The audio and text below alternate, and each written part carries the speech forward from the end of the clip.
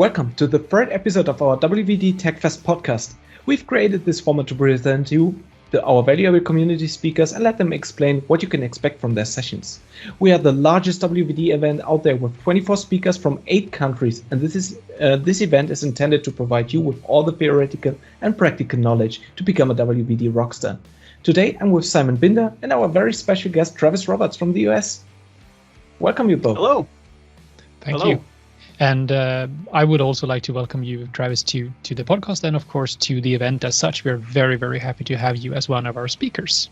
Thank you. I'm excited to take part. Yeah, for sure. Great. And could you start by introducing yourself? So who are you and what do you do?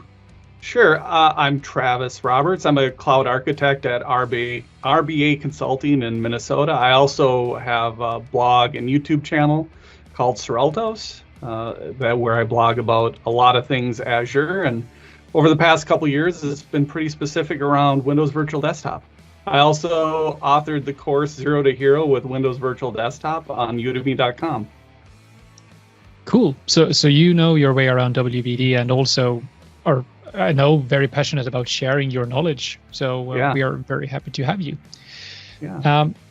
And what are you going to talk about during the event? I'm going to go over validation host pools. So this is something that doesn't come up a lot, but I like to say that deploying Windows Virtual Desktop is a lot of fun. It's easy to do, but after that comes the management of it. And this is really around the management of Windows Virtual Desktop. How do you update the host pool? How do you make sure that updates Microsoft may be pushing down don't break something in production? And that's what a validation host pool is all about. Perfect. That's great to see. I think it's right that validation host pools is something or an option with feature which is most likely overseen in many cases. When I see WVD environments, most likely that you just have a production environment. Travis, do you have a few reasons why a validation host pool is so important for WVD environments? I think there's 2 points to a validation host pool. First is the Microsoft updates. Microsoft will put Service Fabric updates out, and you want to make sure that those don't break something in your production environment. The risk is pretty low, but the validation host pool will get those updates before the non-validation host pool or production. So splitting users into maybe a smaller subset of users into that validation host pool will give you some insight or some early warning. Canary in the coal mine is what a term that's often used. If that has a problem, then you need to address something. But the other thing, that's from the Microsoft side. I think as we manage Windows Virtual Desktop, we can take that same logic and apply it to service updates of our own applications, OS updating. It gives us a pool of users to maybe beta test after you've done your initial validation or pass through of QC checks. And that is something that I've been working quite a lot with in terms of physical clients. So when Windows 10 were released and organizations, in all honesty, freaked out about the much higher cadence of updates. And when you started to talk about the insiders or pre-production pilot rings and so on. So I always mention validation host pools when I do my sessions.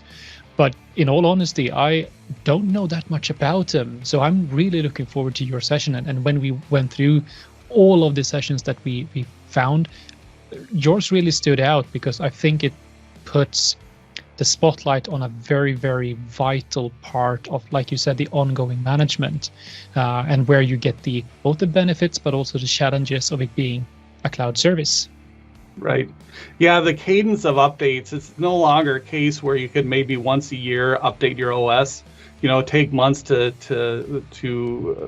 plan it and test it and then roll it out. Things are changing too fast. So having smaller, more rapid changes and being able to address that, I think, is part of any workflow for managing Windows Virtual Desktop. Absolutely. And I think that validation host pools are not only there for testing your shared image gallery provided images or something like this. It's also there to test new applications, probably delivered by MSIX Appetite or such. So this is really something we're looking forward to see, to your session, what you are going to present there. Yeah, great. So what you shouldn't say exactly what's in the session, but what will the attendees of your session get if they join? Yeah, well, we're going to cover validation host pools, what they are from the Microsoft perspective, and then how to use them along with Windows Virtual Desktop, how to provision them, how to test for them, maybe turn a validation host pool off and on, and then how to use them to improve the user's experience, to be able to test against a smaller subset of users. Cool. Perfect.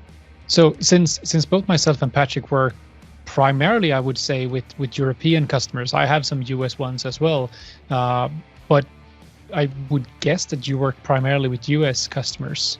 Have you, from the events you have seen and the customers you have worked with, have you seen any difference in how WVD has taken off between the US and Europe, as an example? Are there reasons that you find more common in the States than in other parts of the world?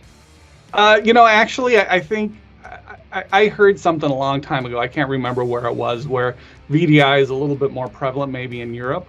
I don't know that as a fact, but I do know that from what I've seen in the community, there's a lot of Europe coming there. But I think the United States is catching up, or they're starting to get on board. There's a huge, VMware Horizon and Citrix installed base, and I think as those licenses come up for renewal and Windows Virtual Desktop gets considered a more mature product, which I think it is, we'll see more people come on board with that.